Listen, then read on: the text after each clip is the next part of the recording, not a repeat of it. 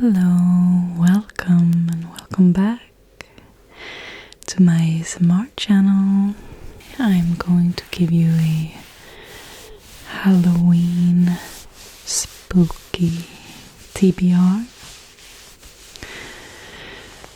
because someone requested it and I thought it was a great idea.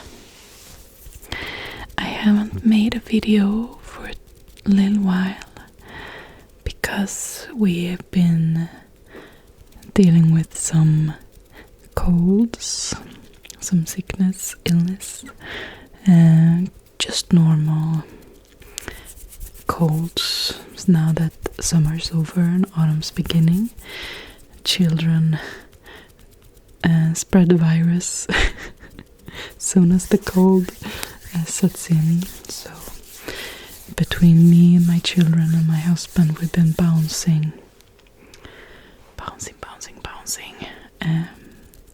colds between us. But now we're healthy for a bit, and I would like to talk to you about my Halloween spooky TBR.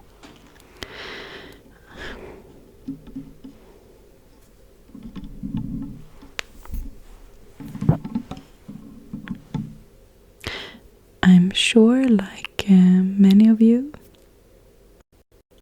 I'm sure that many of you, like me,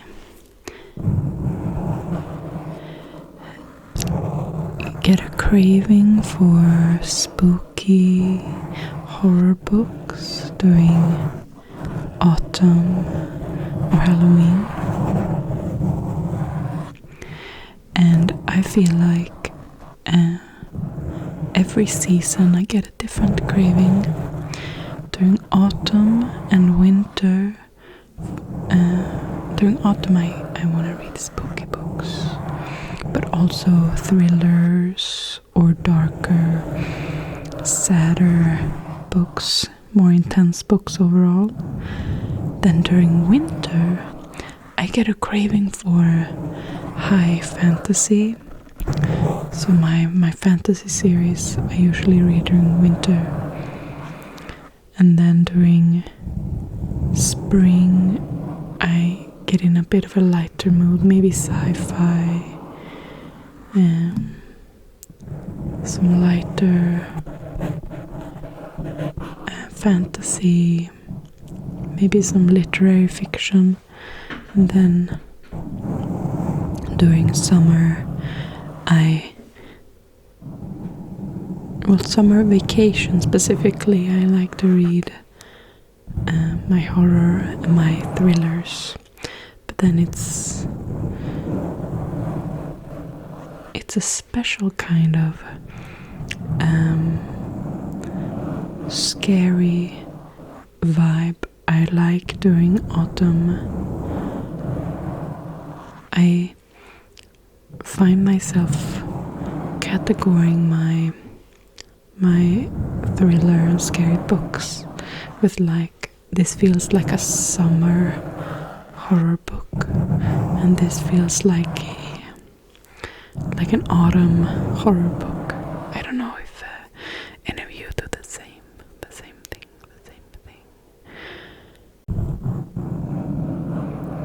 Some books I'll be reading, hopefully, during this month. So I can start by showing you the book I am currently reading, which is a fantasy book, so it falls more into a darker, moodier fantasy vibe. Let me show you.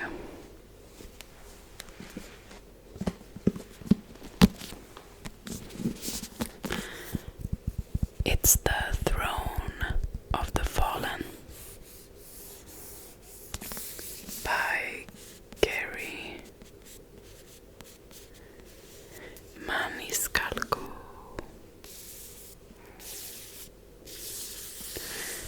And you probably recognize her name if you like reading fantasy book and young adult fantasy. she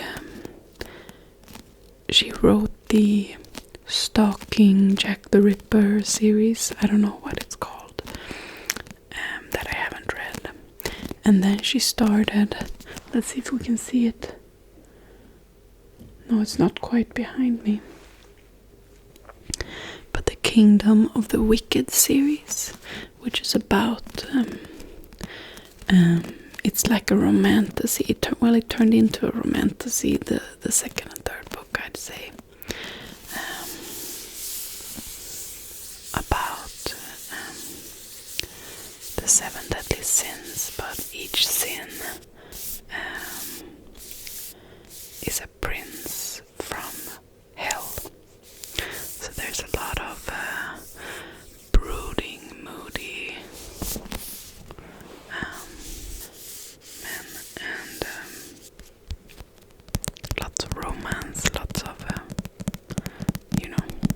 smut. So this is a new. She wrote 3 books in that universe, and then she decided to start a book series in the same universe, but where each book was a different prince. So the first 3 we follow one girl who meets a prince, and it's her own story, the trilogy. But apparently each of the books in this series will be a different prince. So this one is the Prince of Envy, and it's so far a bit of a romantasy. It's fun, it's quick, it's moody. It's just what I've been wanting to read, just something fun, something quick, a little bit of romance. But when I'm done with this, I need to go into some horror. So let's look at the first one.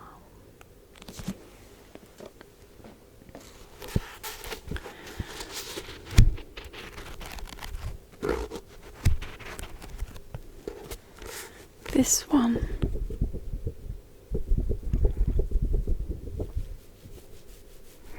is The Between by Tananarive.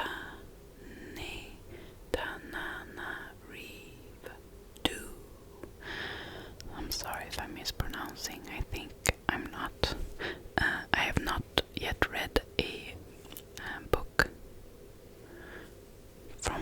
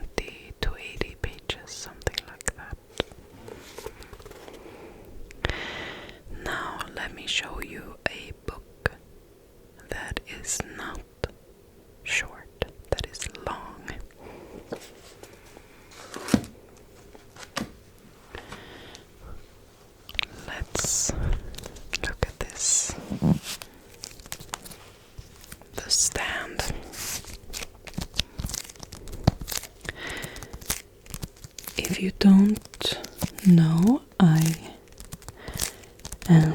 collect Stephen King books, and I'm reading them chronologically. I decided to start reading in that order just a year or two ago, so I haven't gotten very far because life has gotten in the way of a lot of reading. But The Stand is the next one in line, and it's a big one.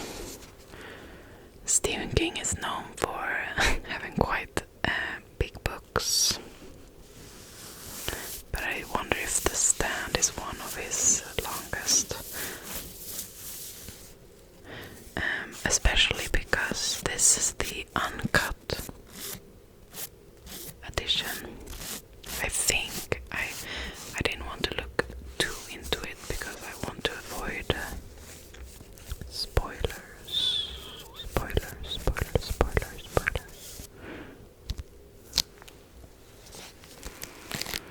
But when it was first published, his editor, they removed a lot of scenes to make it shorter. But then, when Stephen King became famous, he re-released it with all the scenes that he wanted. So this is the uncut edition, and it's very, very long and very big. As you can see, the text is quite small, so it's just around 1,000 pages, I think. And I got a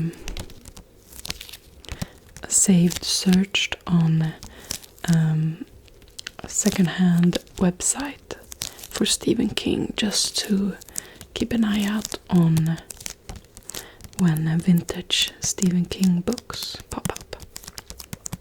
So I'm slowly but surely collecting the editions that I think are the most beautiful. So this one is an older edition, and I thought it looked very nice.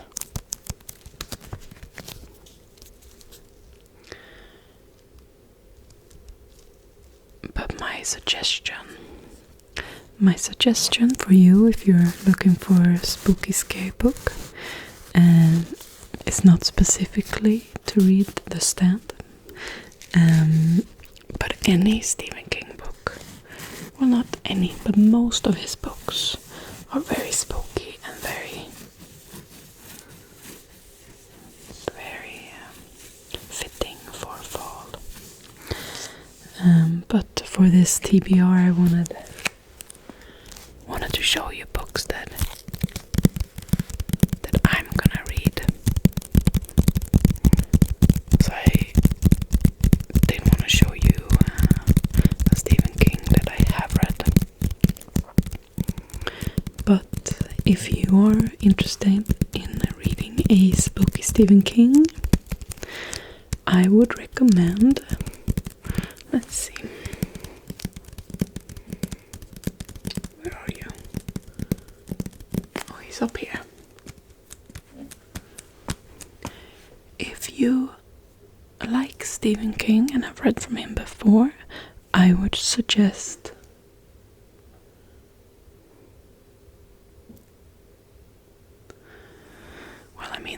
The Shining and Misery are classics.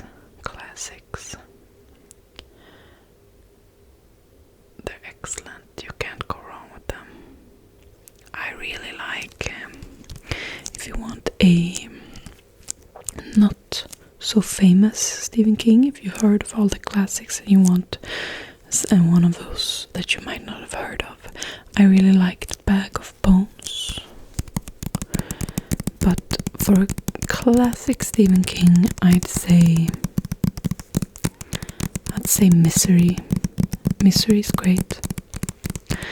You can also read one of his short short story collections if you just want a little taste.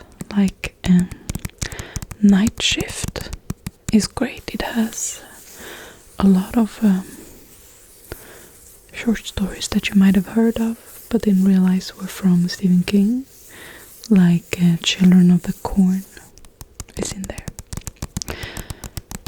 But I'm gonna get to the stand, and I think I haven't been disappointed with a Stephen King book yet.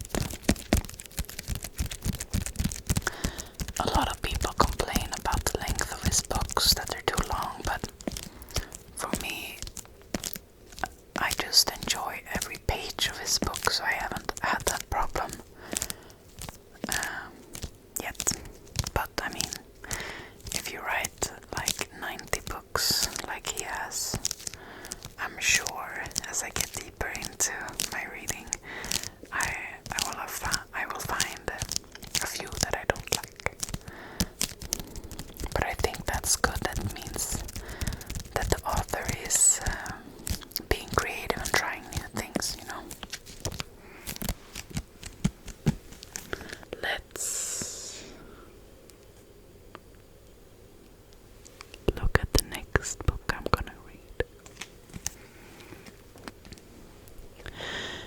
Another of my favorite horror authors is Grady Hendrix. I contribute 2 books to reigniting my love for reading, what brought me back into reading, and 3 books. The first one is A Court of Thorns and Roses, which I think reignited the same feeling I got when I was reading Harry Potter when I was little. And the other one is Final Girls by Riley Sager, which really made me fall in love with quick thriller books. And finally, what brought me back to horror books was Grady Hendrix and my best friend's exorcism. And I think for me, Grady Hendrix, he writes scary books, but they're also filled with the human relationships, and a lot of reviews I see where people don't like his books is because they didn't like the characters, and I think that's actually one of his strengths, writing characters that you don't maybe like, that has flaws, but they grow during the reading, during the book. That's my I don't think I've ever read a book where I've stopped reading because I didn't like the character.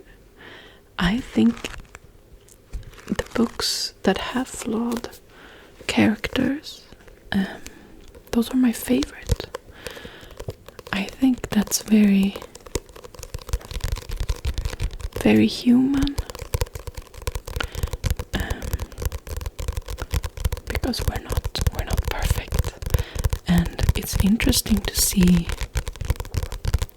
to follow someone who makes bad mistakes, bad decisions, where bad things still happen to them, and even if a main character is really good and nice and does good things, there still has to happen, interesting things, think what I'm trying to say is I have stopped reading books when characters have been too perfect, too nice, and nothing of interest happens to them. It's just nice and good, and those are the books that I stop reading from. Not when a character is unlikable or makes bad decisions. That's interesting to me. And I think Grady Hendrix is a great author for creating interesting characters and giving us some horror. But this is the last book of his that I haven't read, and I think it's his second book. Let's see if they tell me.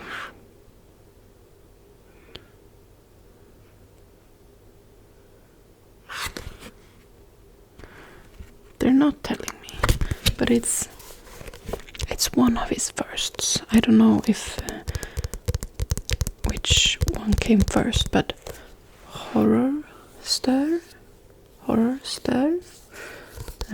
My Best Friend's Exorcism, and what's it called? It is called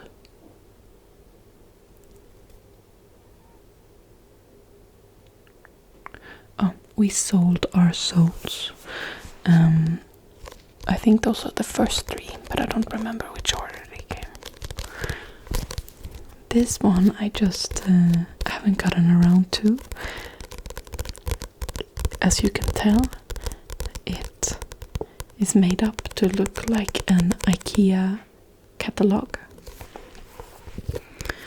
And I think it's about a horror story. You can tell. It looks just like IKEA. Employees that are in an unnamed furniture store during the night, and I suspect there are ghosts or demons or something supernatural there with them.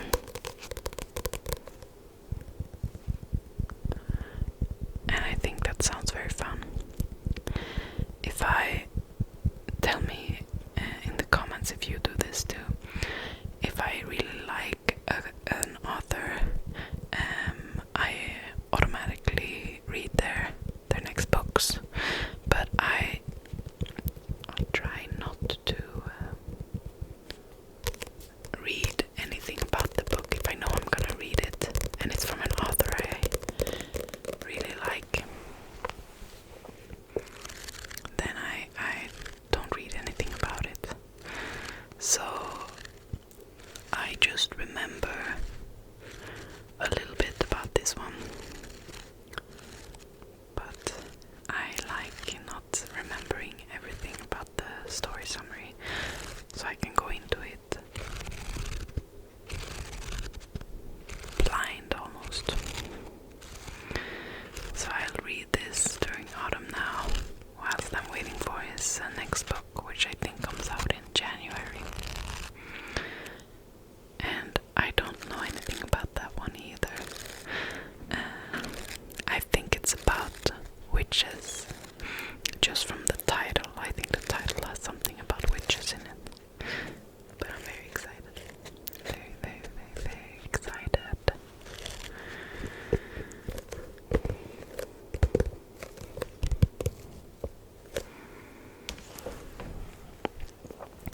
What are you guys gonna read for Halloween? I'd love to hear your recommendations as well. And I think when it gets closer to winter time, I'll probably start reading some fantasy books. Some fantasy.